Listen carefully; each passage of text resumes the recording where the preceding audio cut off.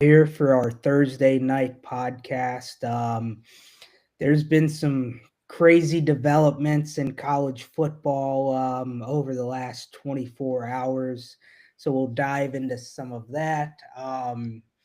The SEC is also unveiling their schedule for the upcoming season for 2026 here as we are live. So we'll probably talk about a little bit of the schedule preview. We're also going to have rant hour tonight. We're going to talk NCAA, any complaints we have with college football, where it's at now, complaints of coaches, anything you can imagine. We've got Kevin joining us here in a little bit as well. So we are going to dive right into it. I think we talk the Michigan debacle first. What do you think, Sweets? Oh boy, I'll tell you what, start hot, start hot. Yeah, this is one of the strangest with the with what happened allegedly, with what happened with Moore, again allegedly going to this staffer's house that he had. Uh, I'm just going to say put allegedly in front of everything I say and go with it. Okay, when I'm speaking about Moore in Michigan, um, you know, impregnated the staffer, had DoorDash send her a plan B or whatever it was, then chased her around the ops building, trying to make sure that she took it and all kinds of crazy stuff like that. And then, apparently Michigan found out. I don't know if it was the way I read the article, it was like it was the DoorDash driver was the one who led on that, that this had happened. And so the athletics department has known about it for quite a while, but they sat on it. Why they sat on it, why they waited until yesterday to spring everything, some people suspect to try to keep their signing class together. Some people were just saying, they're just trying to make sure all their ducks are in a row. I don't know. Um, but I don't recall a wilder sports scandal in college football, at least in the recent future. What about you, DMAC? Yeah, no, I mean, I I can't think of anything that has been as it's got to be devastating for Michigan. I see a lot of social media noise how Michigan's going to be fine. I don't know how you come back from having that type of leadership that your last coach was a cheater on the field. Your coach you have now, well, I guess he's fired now, is a cheater off the field for sure. Probably a little bit on the field because he was around the program then, and Yeah, he just was on like that staff. a really, really not good human being either. I'm eager to see what Bryce Underwood does. Does he enter the portal? I would assume. I heard there's no buyout owed to Michigan in his contract structure if he bails out.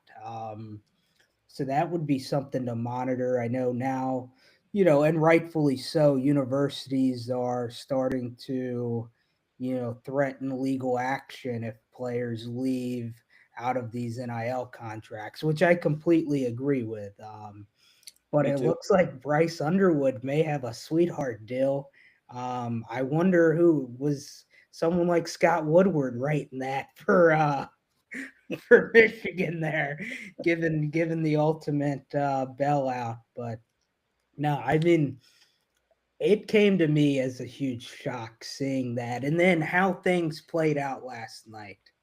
Um, you know, in police custody, allegedly broke into the staffer's house, made threats allegedly, and just man, something's wrong, but something's really wrong there too. Well, Um, and I'd also read about, what's a little bit troubling is that apparently people had went to the administration at Michigan before yesterday and said, "Hey, Moore has some serious mental, stuff going on.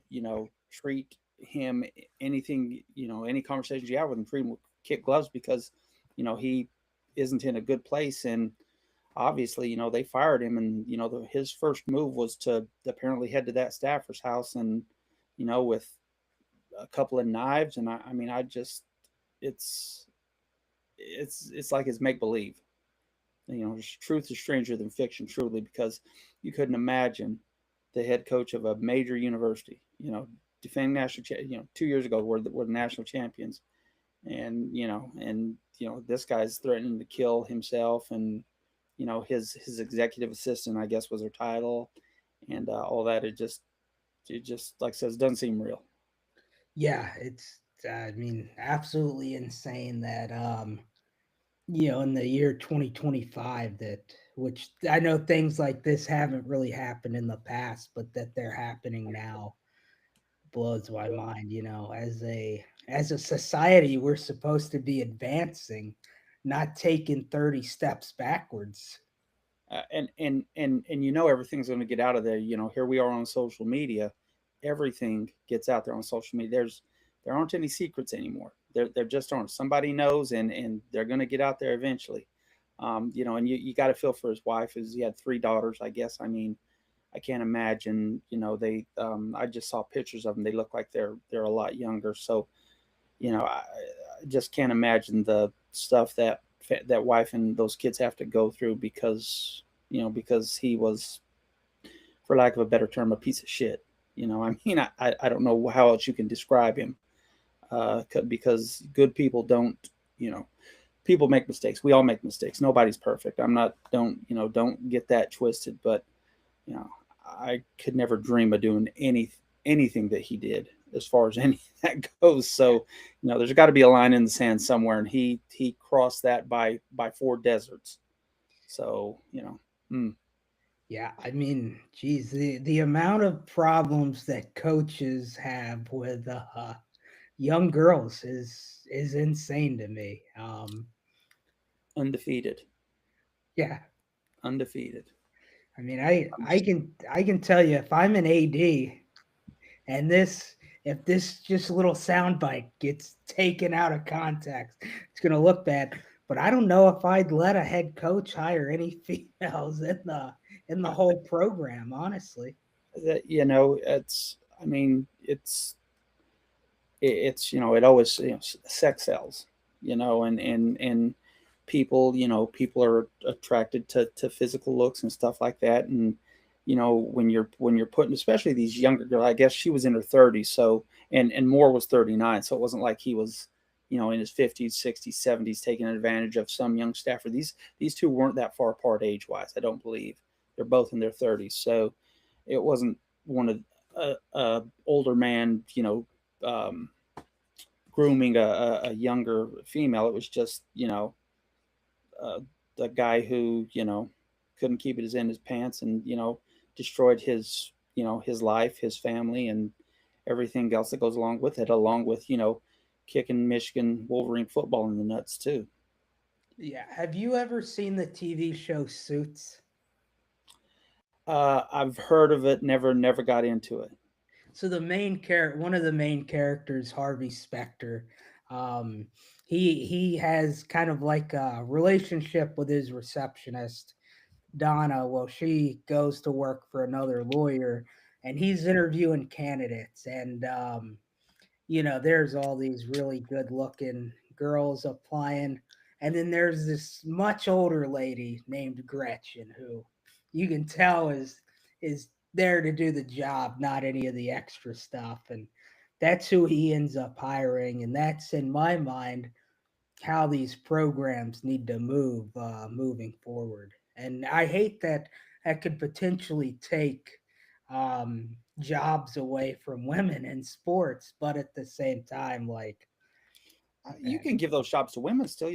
They just don't have to be, young, attractive women. There are plenty of qualified women that are just average looking ladies that are good people, do a great job at, and and could do a fantastic job of keeping the paperwork together, and keeping the train on the tracks for a coach. Because let's face it, a college football coach, especially at a place like Michigan and LSU and Alabama, all these big schools, that's it's not a full-time job. It's your life.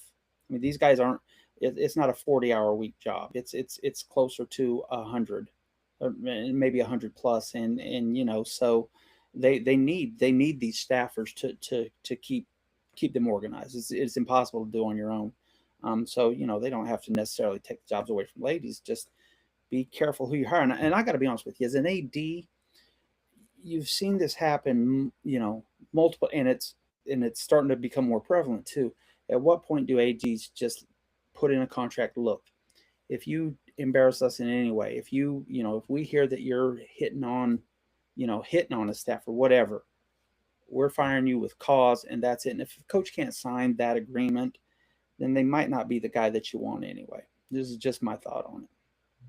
Like I said, I'm not Yeah, trying to and I get mean, too self-righteous or anything like that, but you just can't continue to do this and then have guys like for instance Brian Kelly, who was alleged to have cheated on his wife with a few different ladies around Baton Rouge, and he's getting 54 million. That's it's I can't imagine how it would be like to you know you're a full-time employee, but you're trying to juggle a mistress or two mistresses or whatever these guys are doing, and I don't see how you could focus on your job, living this double life and all that stuff. Is just shame on him. He will, you don't wish anything like suicidal or anything on him, but hopefully he's able to get some counseling because he obviously needs it, and get his life back together. We spoke offline about his future in coaching. I think that is done. I can't picture him ever being hireable again, but he certainly can. He's got a lot of money now, and he can live a comfortable life and find something to do. But he needs to get right first, especially if for nothing else for those kids. I mean, 'cause well, that's horrible. I would assume pretty soon he's losing half of any money he has left. Deservedly. Um, but that's the thing, these coaches don't even have to be good people. You see that in probably out of the top 75 teams, I would say, most of these coaches aren't necessarily great people. No. You can get away with, look at Bobby Petrino, for instance, when he was at Arkansas the first time, the motorcycle accident with the staffer. This guy was up for a head coaching job again. Brian Harsons, who was at Auburn, and there was some interesting things that emerged there. He's up for head coaching jobs again. That is, as much as I dislike the unfaithfulness in these marriages from coaches, as long as you don't go off the rails like Moore did last night, you're going to be fine in a couple years. Yeah, yeah. People, but, I mean, we love to forgive and forget. We love the a comeback story and stuff like that. But I mean, the precedent to create the comeback story, you can't be. Well, yeah. I mean, it was rough times. I knocked up my executive assistant. Then I was going to kill her and myself, but I came back and now I'm coaching. That's not a comeback story. That's insanity. Yeah. But like I said, hopefully for those kids, he gets himself right and is able to, just lead a quiet, normal life. Yeah, you can make that first mistake all you want in college football. You just can't let the mistakes spiral. Um, so that's where we're at Michigan, and while we're talking Michigan football, let's talk some coaching candidates there. Who do you think could be the next head coach at Michigan? You know, I mean, if I had to guess him right now, I would say probably Jed Fish. I would think he, with his relationship problems, I would think that he is talked about. I've seen Kalen DeBoer talked about. I don't know how interested he is in getting out of Alabama and going up to that.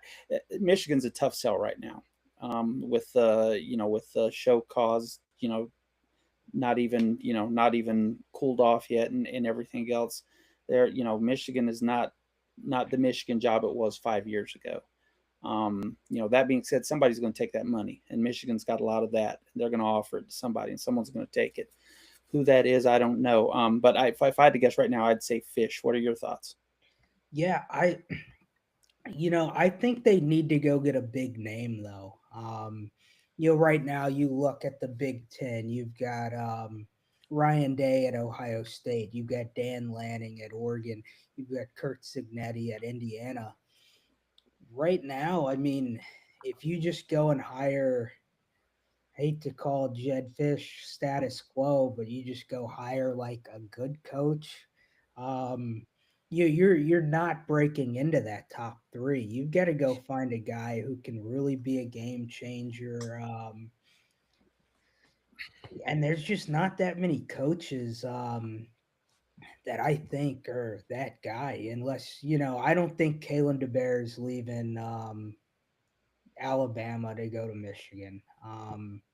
I can't see that either.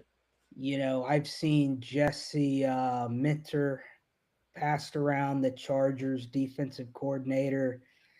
I don't know if that's the right choice. One name I did see, well, two Isn't names I've seen. I've Minter seen, was a Michigan guy, wasn't he? Sorry yeah, to interrupt. Wasn't he a Michigan guy?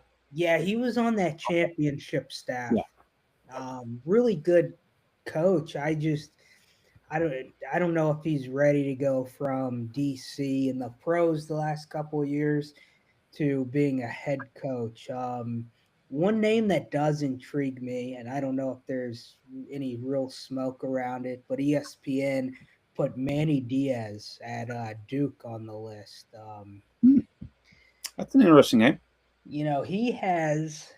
I know halfway through the season, and I would assume since they went 6-2, and so did Miami, he had more wins in the ACC at Duke than Miami has since he's been gone. Wow. I thought he was you know, I like Diaz a lot. And I love that he almost spoiled the ACC from getting into the playoff even more. Oh, he shook it up enough that there are a lot of pissed off people, and I'm here for it. I loved it. Like I said, and we'll get to this later. Notre Dame and the meltdown that their fans are having right now. Um, yeah, Yeah, we'll it's talk about that in a few. But I agree with you. I agree with you. yeah, it's been a fun really since the playoffs have been announced. We had all the playoff shake up, which we talked about the other night. We've seen the bracket reveal. Yesterday we had, the Michigan drama. Today we got the SEC releasing their 2026 schedule. I'm excited to see what comes out in college football tomorrow. We've had something new every day. There's a lot going on. I was just taking a peek at an article talking about some of the possible replacements for more. And Mitch was actually he was hit with a 1 year show cause, which is probably why he's in the NFL now.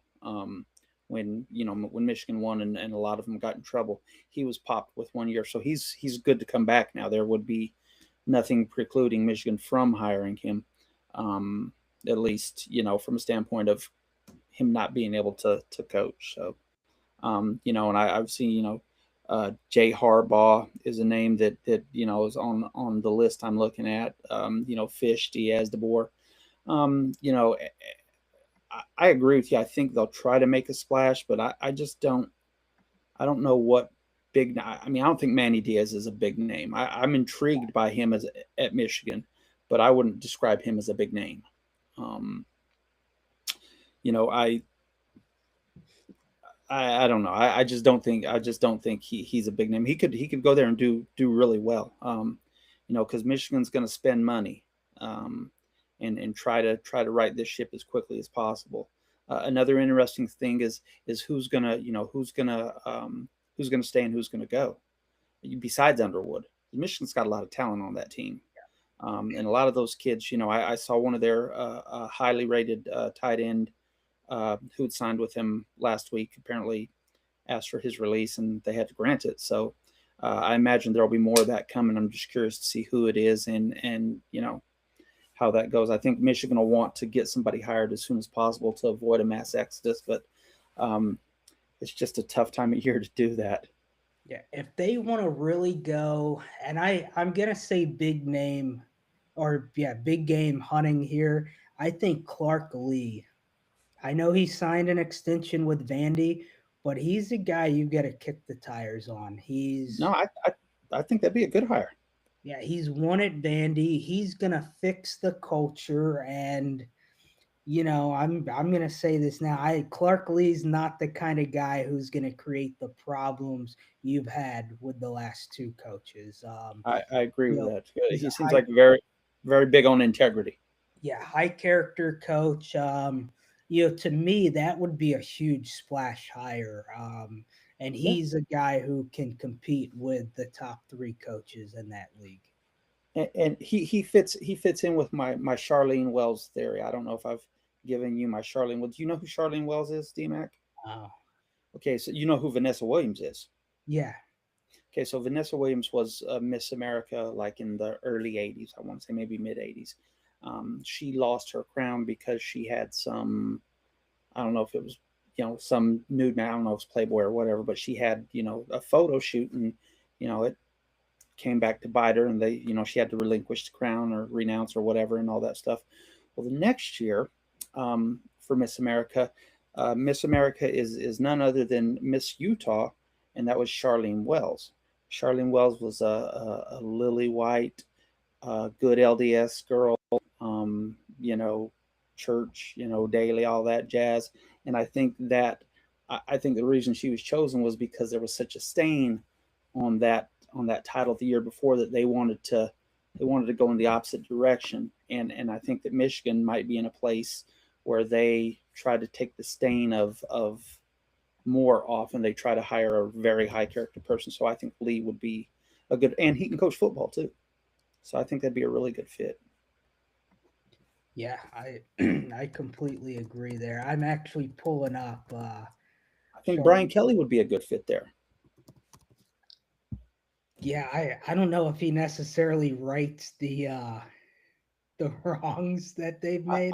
yeah, I was gonna say from a being a good human being standpoint, he's not necessarily that, but I mean he knows that area. He knows the Big Ten. I mean he was at Notre Dame, but he knows the Big Ten, and he you know that would probably be, yeah, almost as big a name as they could land. I would think. I Yeah. don't know how much higher than Brian Kelly they could go. I mean, honestly, I think Brian Kelly has some success at his next stop. I know things ended here badly at LSU. I think maybe he's a little angry. And I'm not saying it's all justified, but these coaches like Hugh Freeze, I think is going to be a good coach for someone. Probably more group of five level for Hugh Freeze. But he's going to win some games at his next stop. I think, these coaches, when they slack off and things go bad and, there's some national media attention, they get a little fired up again. And I think maybe things were just handed to him a little too much here at LSU. So, he could be good in the Big Ten. Yeah, I think Kelly on this is you know just we're just yakking here, like we said we were going to do at the beginning. I think Kelly one. He's a very arrogant person. Okay, he knows football. Obviously, you don't win that many games without knowing football. Okay, but I think that he thought that he could just show up, and he thought that he was so much better than an Ed Orgeron, and so much better of a coach than a Les Miles, that he could just show up to LSU and win a couple without changing anything he does. And he found out really quickly that that wasn't going to work. And I think the way that he went out, I think he certainly wants to show people, if he does get another job, that he still knows the game and can coach. All those coaches are like that. Their egos are just, they're all narcissists whose egos are beyond anything you could dream of. And Kelly's no different. I think he'll do well. I was being sincere. It'd be nice to get him off LSU's payroll, but I do think he could have some success at Michigan too. I really do. Yeah, the payroll. I mean, we've got heck, we've only got 4 more days of paying 3 coaches right now. So yeah, And December and and 15th. is there any chance one of those coaches comes back onto the payroll and is actually working for his money again? I honestly would not rule that out completely. I doubt it's going to be an on-field coaching gig this year, but I wouldn't be surprised if Ed O's on the staff somewhere. I don't know that anybody loves LSU more than he does. And if while he flamed out, it was just an epic flame out. But I think that he still adds value to a football program. He can still recruit. He's when just quick story, when Larry was younger, we used to take him to the camps, and to to and he went to camped with a lot of different head football coaches who had a ton of success. So we got to see different personalities and stuff like that, and there was nobody who glad handed and made you feel more welcome than Ed Orgeron and that staff at LSU. I mean, he was constantly walking around, talking, chatting everybody up, kissing every baby, taking every picture, and that's part of it. I could never picture Brian Kelly doing that. But Orgeron is he's built a little different. I'm not saying he's better than Kelly. I'm just saying, he goes about things a different way, and the way he does things, it brings a lot of people to him because he's so likable. Yeah, definitely. And Coach O's even opened up on it. Kind of not knowing what to do next after winning that championship. And, he's reflected on a lot of the things he's learned post championship, from building the staff after coaches left to, decisions he made on and off the field. So I think he would bring value to pretty much every football team in the country, Oh, honestly. I agree. I totally agree, and I'll add, if you remember, he was going through a divorce, at that time too, when all hell broke loose. So, again, another one of those situations when your home life is in turmoil. I just don't see how you can coach football because you just it's just too much. Yeah, I think priests would make pretty good football coaches. Um, they've got none of the family drama, none of the distractions. Just got it. Well, I mean, hey, if the Freeman to the Giants rumor is true, Notre Dame might be looking for a coach. So, if you know a if you know a priest who knows some ball, maybe they'll be looking in South Bend here shortly. What are your thoughts on that? You think there's any chance Freeman takes that job? I don't know. I mean, I haven't really paid too much attention to players in the last week since the announcement, but I'd assume that some of those players, I know they've said it was a player's decision not to play in a bowl game. Man, I would, I would not, I would want to play in a bowl game regardless, especially if I'm a senior. Last time ever, I get you were going to be probably in the Pop Tarts Bowl, which sounds much more ridiculous than it is. I just I'm not a fan of opting out of bowl games at all. Especially with the practice time. I mean, that practice time is you hear, we hear every year, every bowl season you hear about, a kid or three or four that that just hasn't had a chance all year because he's been playing behind a senior. Senior's going to opt out of the bowl game, so the kid's getting his shot, and then he blows up in the bowl, or he started blowing up in practice. You start to hear about it, and then he has a great bowl game, and it's a springboard to spring ball in next season. And 15 practices is a lot of practices. It's more than you get in is it more of the same as you get in the spring? I think it's actually more than you get in the spring. Yeah, I think it might be. So I mean, you're literally, giving up that much practice time. Um, and they're always working. I mean, they're working every day. It's not like they're not, uh, not working out and trying to get better, but the actual practices with the whole staff there and everything, I think it makes a big difference. And I think Notre Dame kind of cut off their nose despite their face, throwing their little tantrum about not getting in. Yeah, I agree. I get, if a guy like Jeremiah Love doesn't want to play in the bowl game, with nothing on the line from a national championship perspective, he's gonna probably be a high level draft pick. Like, I used to not like the bowl opt outs, but I get it for some of these kids. But yeah, you could have, your third string running back get plenty of reps in those 3 weeks, play in a bowl game, get real game, live reps.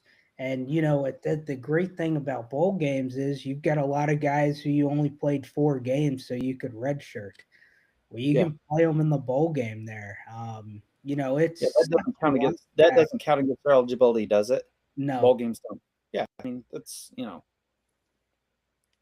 it's would take, now Notre Dame is exempt from what I'm about to say to a degree, but you had a season that wasn't what you wanted it to be, like maybe a Missouri or somebody.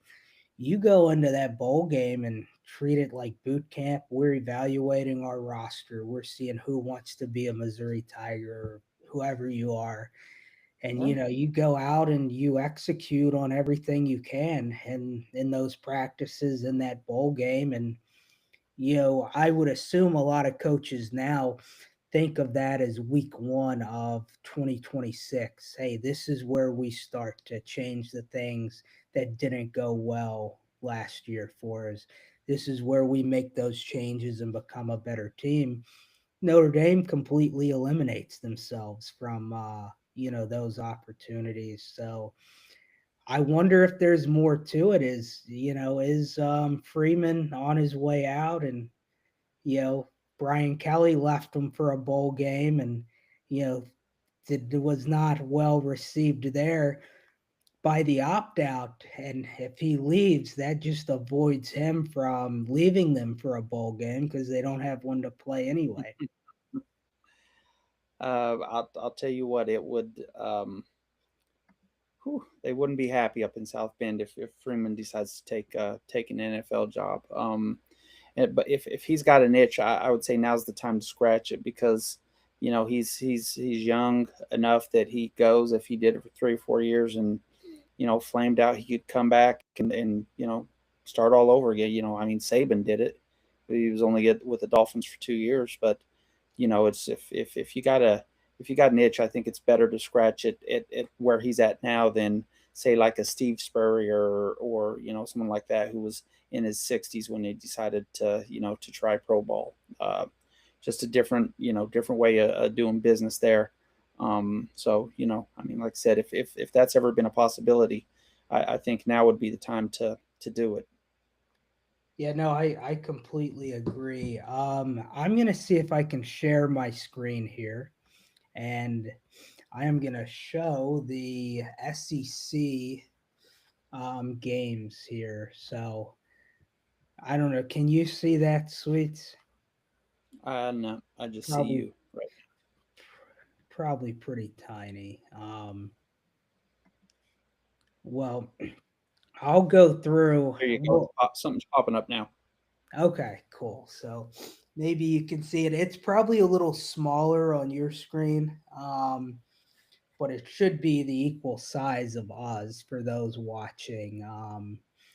So I've got week one pulled up here, and I don't know who some of these smaller teams. I think Missouri's playing maybe Arkansas, Pine Bluff here in week one. But you've got the Baylor Auburn matchup in Atlanta again, Louisville and Ole Miss in Nashville, LSU Clemson. Those are kind of the big three in week one. So Yeah. those are kind of cool games. Let's see. Week 2, Oh, Arkansas travels to Utah. That's not a trip that many SEC teams make. no, Um, that's a tough game.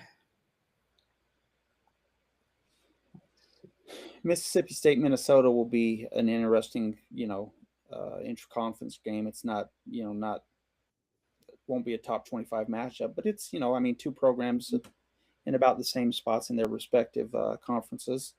Missouri and Kansas, beg pardon, with their border war. Oklahoma at Michigan that week too. That's a good game, and it's got more eyes on it with everything going on right now.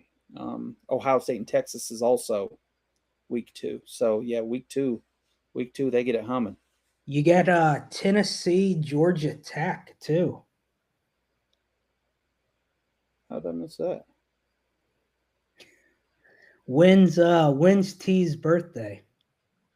May 1st. Oh, I was gonna say if it's September, I got the perfect birthday gift for you to get her tickets to that one. There, what you'd mentioned that Texas Tennessee game up in Knoxville would be. I think that'll be a great game to try to watch. Hey, I see Kev's chiming in. There, Kev. How are we? I am. How are we? Doing good, doing Can good. you hear me? Yeah, we can hear you. We're better than Sharon Moore. You're not kidding there. That story just keeps getting better. It's like this. It's a train wreck. You just can't look away. You can, and it has become a train wreck. I mean, it's one thing to make a bad decision, but then to like have the emotional reaction to go over to her house, and you just can't. I don't know. Yeah, we talked about it earlier about if he had just taken the L and lost his job and all that stuff, he probably, a few years, go by, he gets another job at a smaller school, and he can come back and do it again. But after the going by the house and threatening to kill himself and her and all that, I don't know that he can bounce back from that one with a coaching job. No, he went toxic. Yeah. That he just made himself toxic at that point. Oh, he would have, he could have had an offensive line job in the NFL with just getting fired, and just show humility. I made a mistake. An NFL team would have hired him as an offensive line coach because he's done a good job with that. But no, he went toxic. No one will touch him now. Hey, DMAC. Yeah.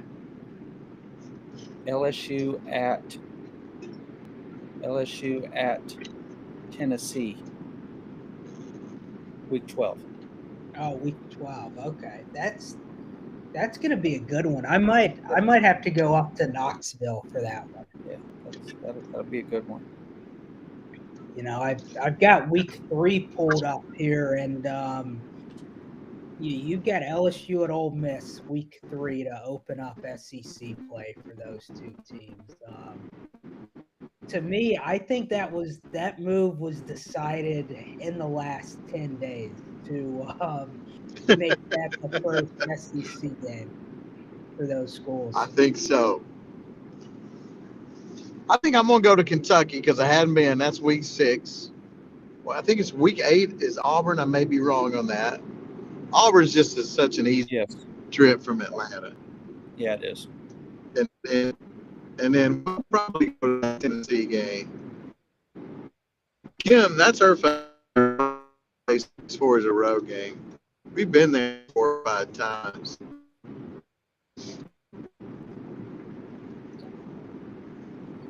There's a lot of good games next year, and good times. I mean, so LSU closes. They got week 11. Texas comes to Death Valley. Week 12, LSU goes to Tennessee, and then they close out on the road against Arkansas. So there's some good ball in there. So next year, LSU's home schedule, you play A&M at home, you play Bama at home, you play Texas at home. That's a great home schedule.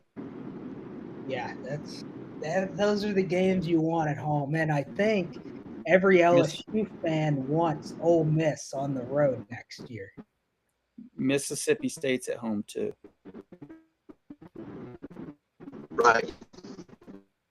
That Oxford game, except for the fact that I think those others I want to go more. Just the distance to Oxford. I would love to go to that.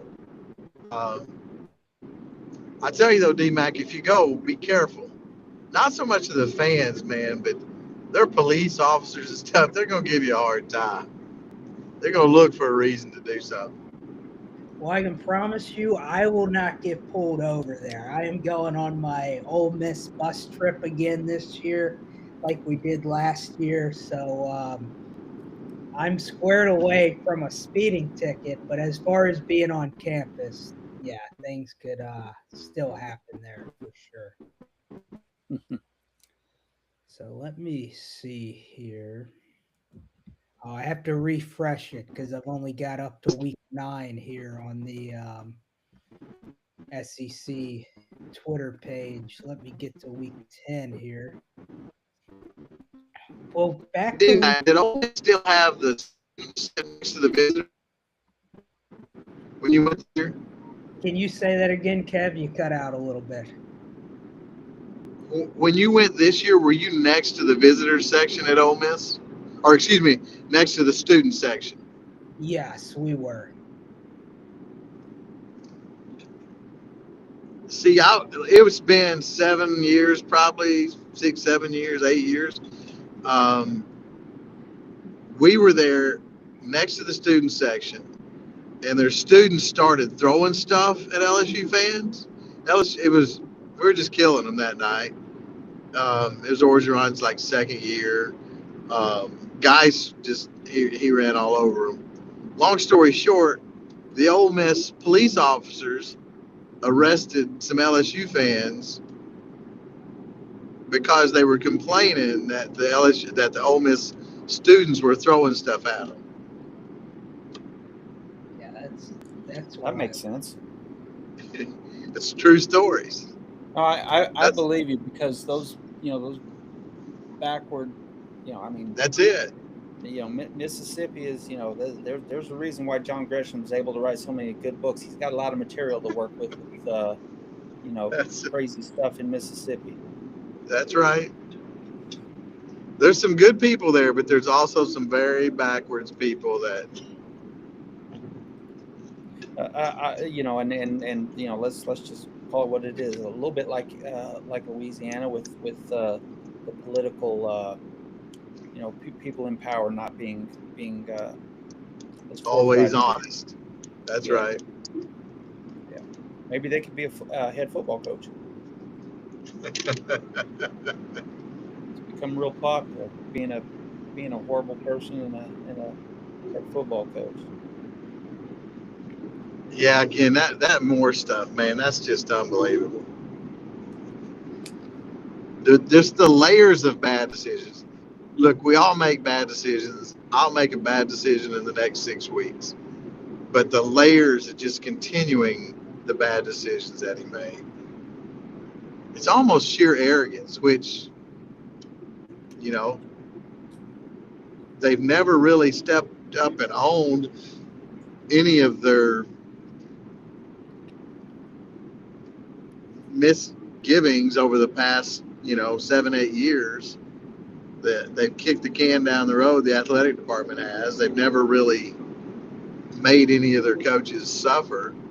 So I can see why he was arrogant. No one's going to touch me. But you made me sit out a game against Bowling Green or something. They don't care. Yeah, it's not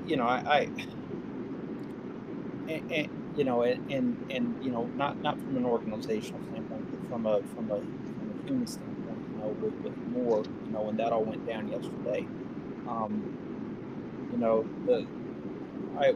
don't know if you'd heard earlier, Kev, D-Mac and I talking, they had told people in the athletic department were told ahead of time, look, if you're talking to Coach Moore, you need to be very careful. He's not mentally, you know, mentally in a good place.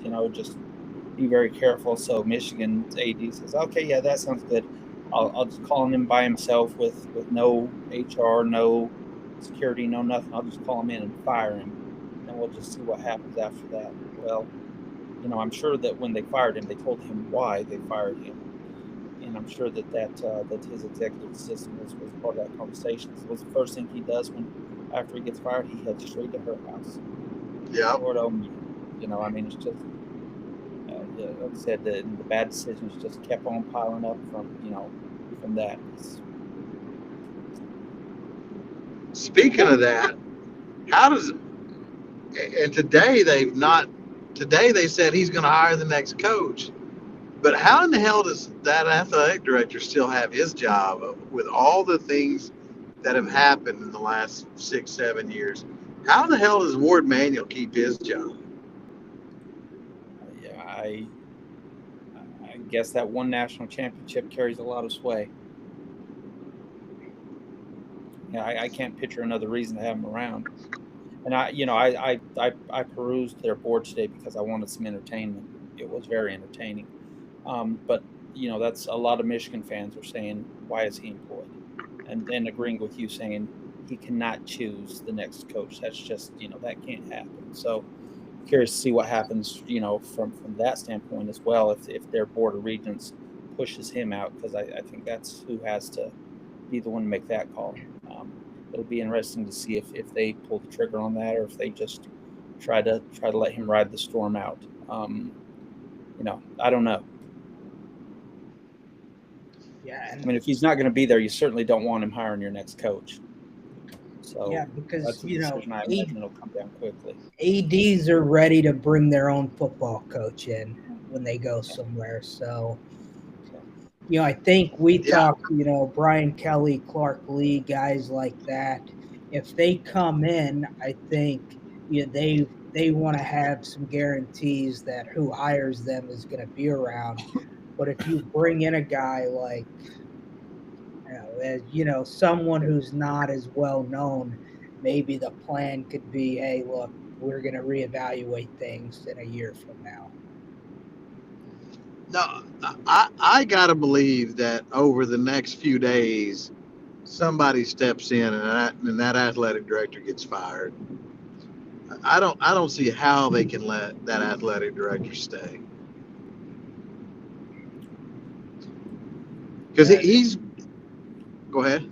It'd be tough. I'm with you, and like I said, a lot of their fans and alums are saying the same thing. So be curious. And if it's going to happen, I imagine it's got to happen by the end of the weekend. I think so. It's a no-brainer of a decision, but it's just there's so many moving parts right now up there that they might be that might be on their plate, but it's it's a little further away on the plate. It's it's not the steak, it's the asparagus. They'll get to that later. He created a culture of corruption, and you can't.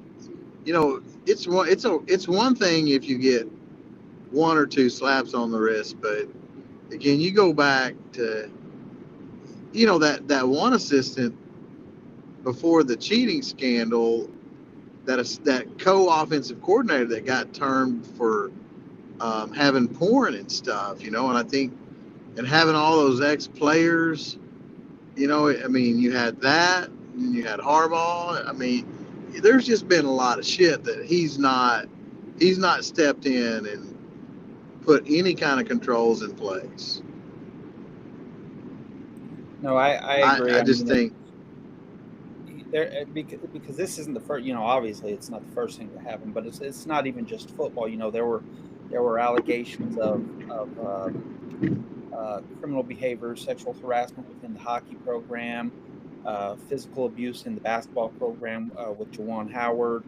So there were It wasn't just football. There were other things that were happening there too that apparently Manuel turned a blind eye to. So but when one bad thing happens, then it's Katie bar the door, and it just stuff starts to come out, and that everybody with an opinion um, gets to speak out now and say, hey, look, he didn't fix the problem with this basketball player or this basketball coach or this hockey coach or this football assistant or whatever. He just sweeps them all under the rug, and then it comes to a head, and you got a situation like we're dealing with now. So it'll be interesting. I can't imagine having a job on Monday, but we'll see. And this is a program that 15 years ago, the Michigan were pounding their chest about Michigan integrity. We stand for this, and we stand for, and that shit is gone. Yeah. They cannot pound their chest about integrity or how they carry themselves. They can't pound their chest about that at all now. No, the Michigan man has a whole new meaning today. It sure does. It's handcuff you. Hey, Les Miles was a Michigan man too. Well, and if you remember, there were the backstories to why Michigan wouldn't hire Les is because he had some skeletons, and again, they didn't want to taint their school. Well, and that's before all the stuff in 2014, 2015 that came out from the Les stuff. Yeah. But there were stories, but they can't say that now. That Michigan man carries no weight. Like I say, they just need the orange shirts. Just call them handcuff you. Well, we'll see what happens here. I like I said, I don't, what's that website, that Kalshi or whatever. I wonder what you could predict on the future for Ward Manuel. He's got to go. He's got to go. And as I said, Michigan will land on their feet because they're a good program. It's a great school. They've got a ton of money. So Michigan, 5 years from now, Michigan's going to be fine. They're going to, it's going to be lot right now. But I just, Kev, DMAC and I were talking about possible coaching hires there. Since you jumped on late, what's your thoughts for their possible next head coach? Well, I think the best person, based on where they stand, the best person for them to hire would be Clark Lee, but I don't think he'll take it. I do think he has a lot of integrity and he carries himself well. I think he could go there with his offensive coordinator and keep Underwood, and things would just roll forward. And he would put integrity back into things. But I don't know that he'll take it. So, after that, drops down to the defensive coordinator of the Chargers. There's a lot of Michigan people that want him. What's his name? It's not. Is it Mincy or I can't? That's not Mentor. Yes, Mentor. Yeah. So I think he's a candidate. I think there's potential there, and I think you could also see the possibility of Dillingham in and up there too. That's the name neither of us saw. Interesting. Well, he would take it. It's a big time job, and he's done well. I just don't know if DeBoer would want it. And when I say that, he might. I think DeBoer's an interesting scenario, and he might be the candidate. Well, I guess it's this. To me, it's DeBoer's job if simply his family has had enough of Tuscaloosa. And I say that I think DeBoer could take what he's going through right now. The question is his family had enough? If they've had enough, he'll seek the job. There's there's rumblings. It'll be and if he takes the job, does Bama come calling for Kiffin? A $7 million buyout's not a lot of money.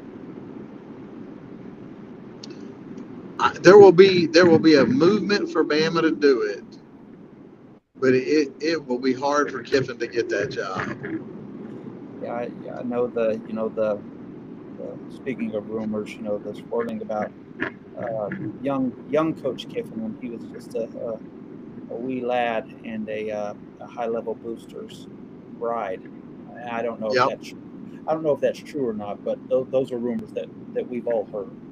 At least the three of us have heard here, and you know, um, seems like there was a little fire to that smoke because he did end up fired just before a national championship game. So um, yeah, I don't know. That would be interesting to see what happens there.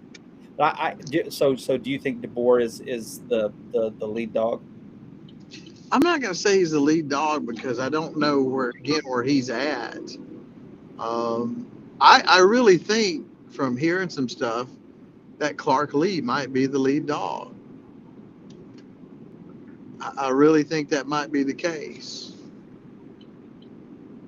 Um, but again, will he just that's going to be hard for him to walk away from. He signed that new contract and stood up in front of the team and talked about his commitment to Vandy and that kind of stuff.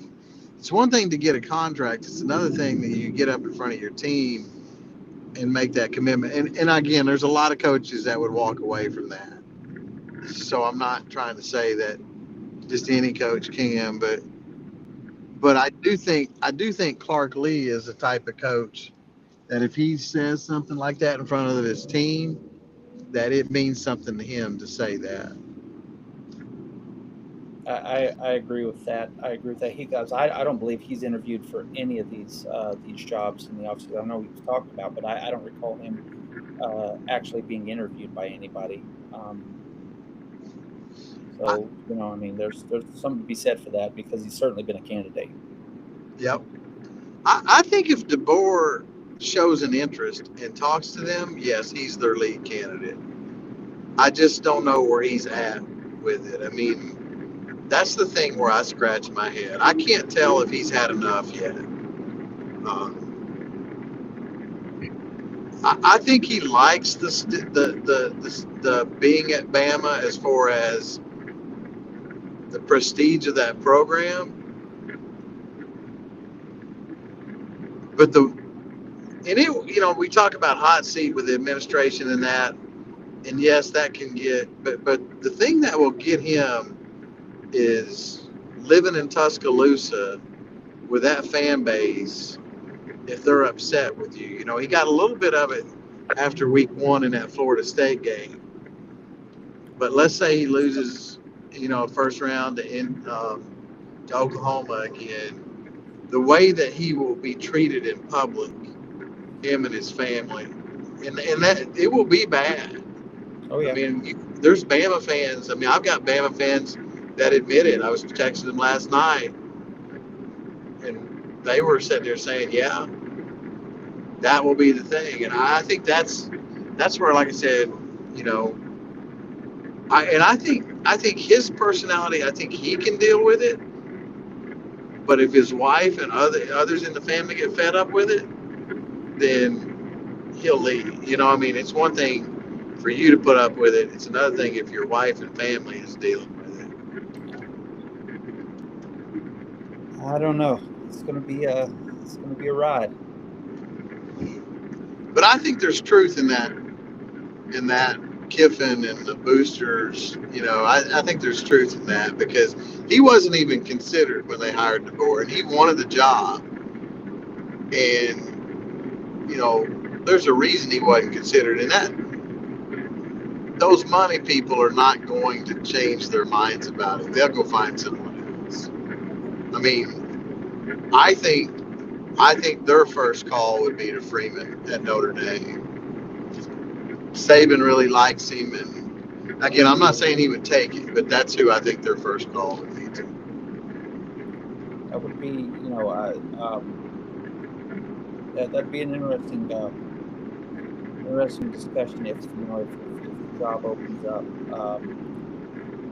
We had mentioned getting off the coaching a little bit. We talked about Notre Dame a little earlier and their perceived slight of not being into the playoffs. And, for those of you who listen to the podcast that don't know, the three of us are on a board called On Three. It's a sports forum that has different schools and it gives you a forum to talk about different subjects on your favorite team, this, that, and the other. A lot of the there's been some spirited back and forth on the Notre Dame being left out of the playoff argument. And I came down on the side of, is Notre Dame one of the best football teams in the country? Yes. I don't disagree with the premise that they're not. But, I have said that Notre Dame, and I'll say this for Vandy and for Texas and for, I said it for Alabama, Oklahoma, whoever, if you don't get in, once you start losing games, you really lose your right to complain because you put your destiny in the hands of voters. You've taken it out of your own hands. Notre Dame wins one of those games, they're not having this conversation. Well, Notre Dame joins a conference and plays in conference championship games and wins, and they most certainly would have beat Virginia, I would imagine, or Duke. Then they're in. But what's happened is Notre Dame has wanted their big piece of the pie. They don't want to split their pie. They want to keep it all to themselves. And now that they're in a situation where they're being squoze out, they feel they're being squoze out. They think it's a money play, and I don't know that it isn't. I'm not in the room discussing them, but I've seen Notre Dame over the years, money whip everybody, and that's why they've not had to join the conference. But college football has done just fine without Notre Dame being at the top of the team. Notre Dame hasn't won anything since Reagan was in office. And college football has expanded 100-fold since that time with the money and just the coverage and everything else. So college football doesn't need Notre Dame to sustain. They're just not that important. I don't think any one team is bigger than the team right now, which is a good thing.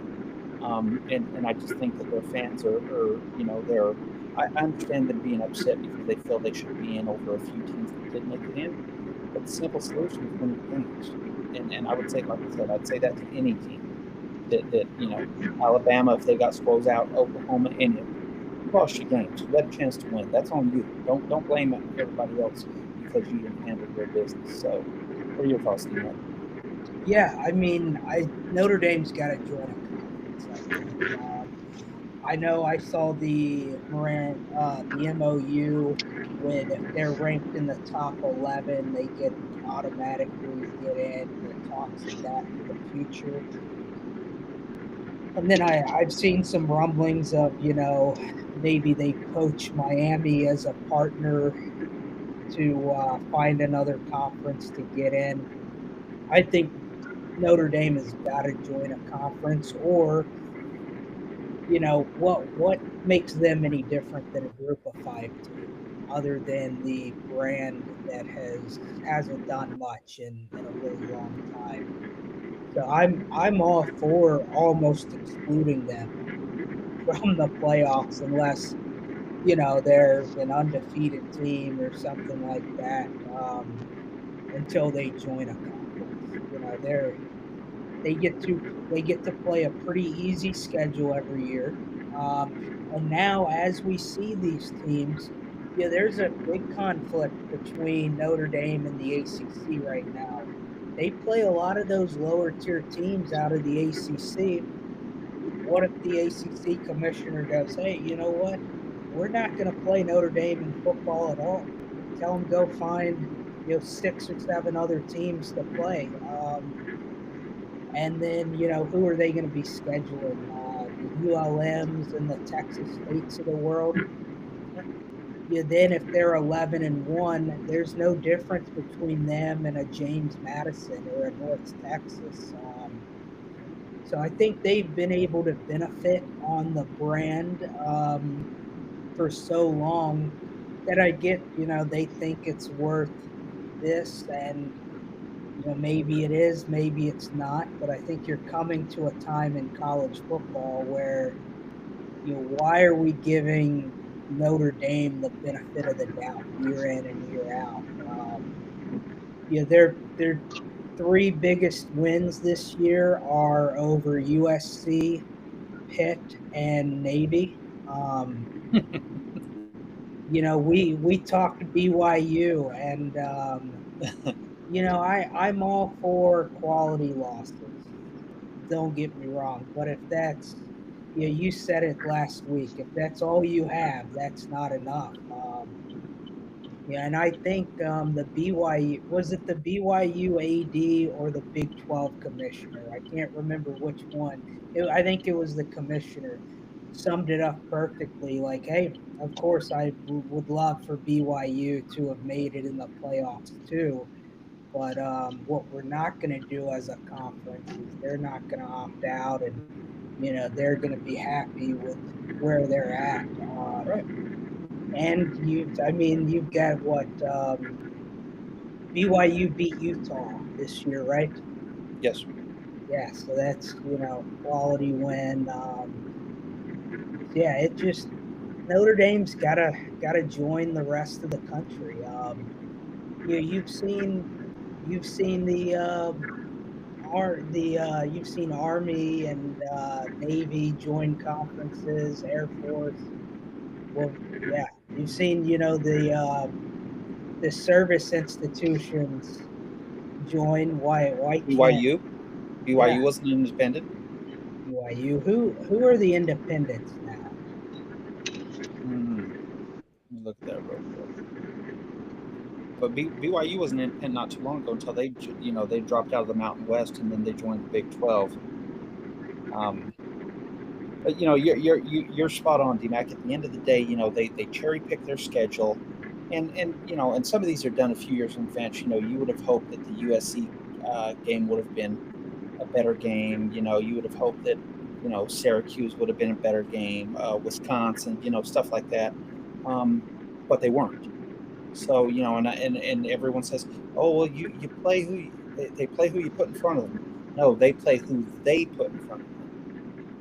Notre Dame is the only team in America that cherry picks who they want to play. And there are some years that they have great out of conference games, but there are very few years that you see Notre Dame with playing 4 ranked teams on their schedule. Something that a lot of these conferences do. Just by being the member of an SEC team, a Big Ten team, these guys are going to play that many conference games against ranked teams just because of that's how tough the conference is.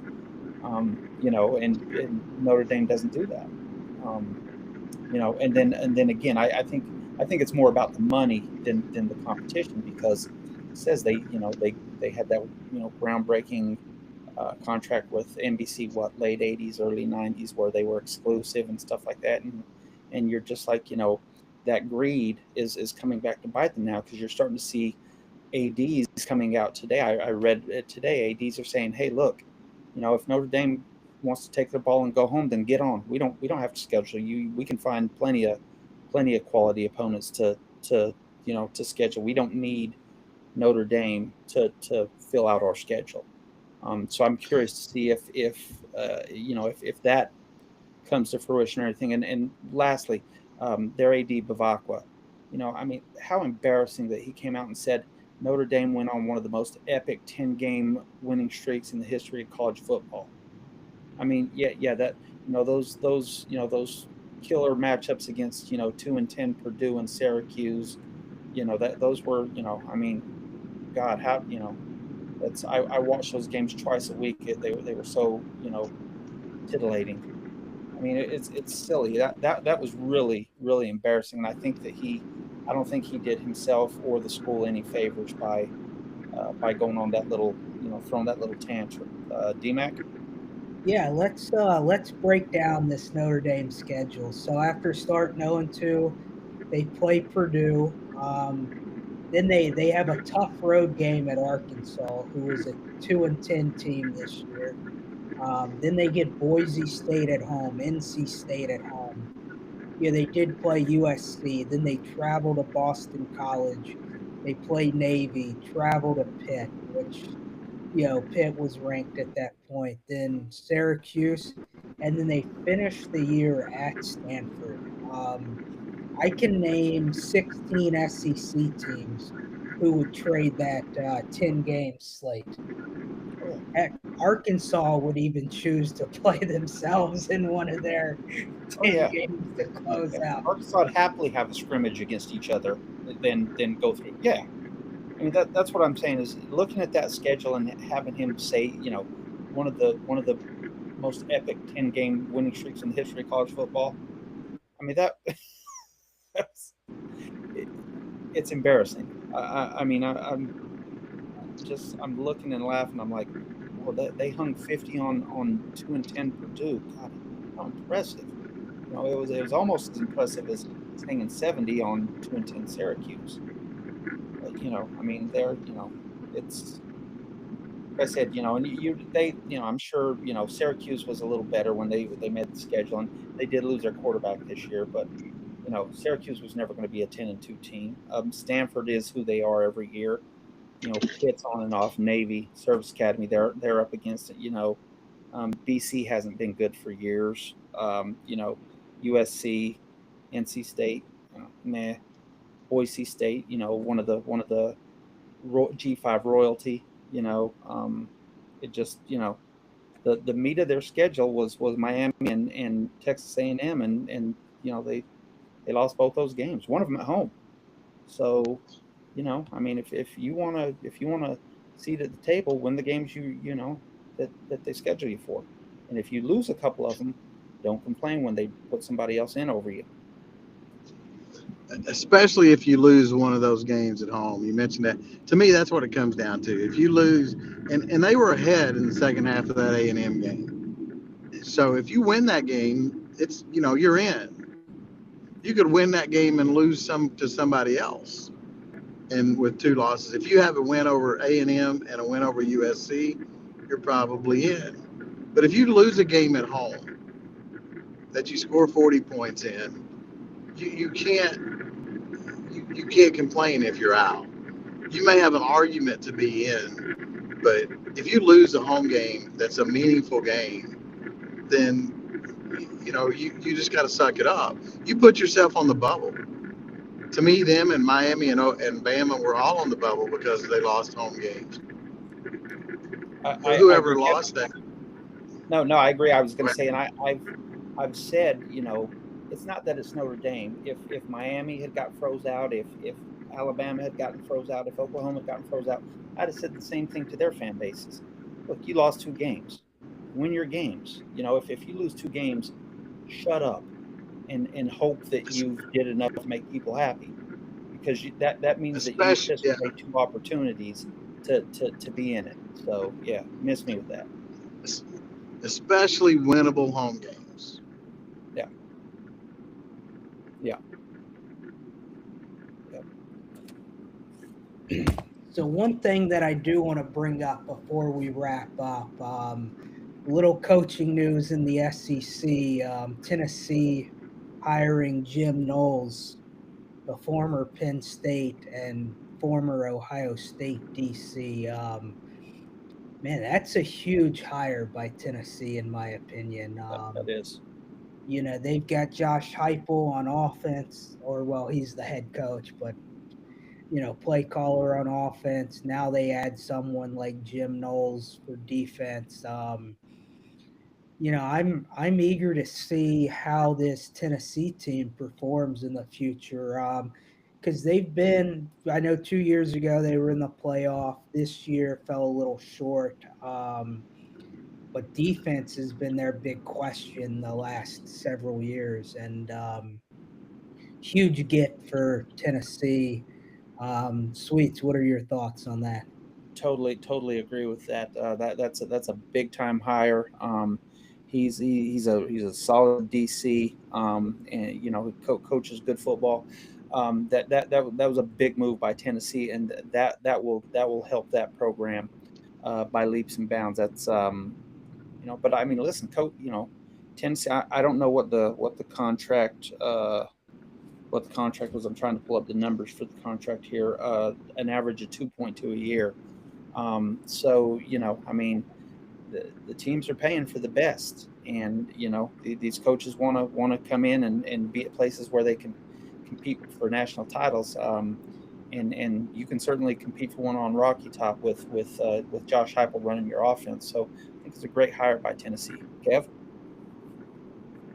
Yeah, it's a great hire. I mean, look, I went to Oklahoma State. I know how bad our defense was for many of the Gundy years, and Jim Knowles put a good defense on the field for 2-3 years for Oklahoma State, and a very good defense there when they finished first in the conference, beat Oklahoma, and they wouldn't have had 4 Spencer Sanders turnovers in the first half, they would have been in the playoffs behind Jim Knowles' defense. And then he goes from there to Ohio State, who at the time when he went to Ohio State, they could not stop people, and he changed that defense. Very good with the secondary, very good at defending the passing game, which to me is football in 2025. I personally don't think there's a better defensive coordinator in college football. Again, talking about that schedule, and it'd be fun to go to that Tennessee game. It will be fun, but the game just got a lot tougher with him putting Jim Knowles on that side of the ball, because Tennessee has talented players, and he will get them to play well. I agree. Just makes it that much tougher, when we go up there next November. I need to look into tickets now. That's a great idea for a birthday. Doesn't seem that cool. Yeah, man. If you guys go up, Sweets, I'll take you to dinner one night while I'm up there. Come on, let's go. If we get Kevin on board too, we can film a live podcast together from Knoxville. Listen, we could. He's got people who tailgate up there, so we could tailgate and do it. I just don't want to get hit with any mustard or golf balls again. I mean, you may have to wear a hard hat, but with a face mask, and one of the eye shields too, so the golf ball doesn't fly through the mask. But if you do that, I mean, if it hits you in the shoulder or the ass or whatever, you'll survive. It'll sting for a minute, but you'll be okay. Part of this. So, tough crowd, man. Tough crowd. So, it's a great place to go to a game, because number one, you can go over to Asheville and take a day at the Biltmore. If you want to take a 3-day, 4-day vacation, spend a couple of days in the mountains, in Gatlinburg, Pigeon Forge, Cates Cove area, and then you could go over and watch the game on Saturday and make it a good week. We've always, now again, it's going to be different because the Tennessee fans don't like Lane, but we've always went there, and one of the reasons we've enjoyed it is because their fans have been pretty hospitable. They've not done things at the other team. They might cheer hard for their team, but in fact, one year when we were there, I was talking a little bit to a fan back and forth, not in any manner that I thought was bad. And the usher, it was a Tennessee, turned around talking, and the usher went and told him the next time he saw his face, he was going to throw him out of the game, which I didn't, So to me, their fans towards the other fans are one of the better groups. But it's a great atmosphere. It's loud. I mean, I think it'd be a fun game to go to. And heck, for us, Sweets, it's 3 hours, maybe 4 hours. 2.5 hours from here. If Tennessee and Georgia's Finest are not in the medians with their radar guns. You guys are saying I need to fly into Atlanta and ride with one of y'all. Come on. Yeah, that's the way you ought to enjoy it. I've been up there for a baseball series when in Palminares last year when LSU played them in the Super Regionals. Me and my sister drove up, and then it's about 10 hours from here. We left out on a Friday morning. It was a Saturday Sunday. Well, they beat us in two, so Saturday Sunday series. I will say their baseball fans were not as nice as what you're saying about their football fans. It was pretty brutal there. That was also kind of pre-peak of Vitello too. He was kind of the villain in the SEC for baseball. Right, and we would agree with that on the baseball side. In the SEC tournament, when we lost that championship game a couple of years ago, and we've seen their baseball fans there, through the Vitello years, and I would agree. Their baseball fans absolutely followed his lead and his arrogance. Vitello liked that though. Vitello wanted to be the bad guy. He definitely was the guy that knocked this off. This, I tell me what you think of this. I think this is a very, very, very good comparison. But Vitello and Lane Kiffin have a lot of similarities as coaches. Absolutely, 100%. I've said that to Kim before. Absolutely, they're one and the same. One, they're good. First and foremost, they're good. Yep. Okay. Second, they don't mind. Sticking that knife in and twisting it, and if you don't respond quite enough or whatever, they'll twist it a little more. And then when you get to responding and get heated about it, they twist a little more just to keep it going because they let you know. They're they're head coaches. They're arrogant narcissists, so they're successful, and I think there's something to that. Like I said, for as big a step back as Tennessee baseball took by losing Vitello, they took a big step up by hiring Knowles. I think football wise. They Kiffin and Vitello, they're both good. They both know they're good. They're both, guys that are, they're attractive guys or whatever you want to call it. And they want you to know they're good and that they can come in and do whatever they want. That's the difference in them. A lot of coaches will have a little bit of humility in public. Both those guys want you to know they're the best. Yeah, not a lot of humility in either of those cases. No. And they don't care. Well, we're at an hour and 25 minutes, so I think this is a good stopping point on the live tonight. We will be live on Tuesday. We might even come together this weekend, Sunday or something, depending on time. But keep an eye out for another live stream. But we will be back Tuesday.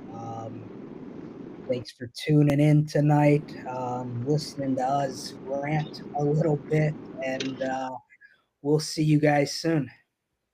Just don't get on my lawn.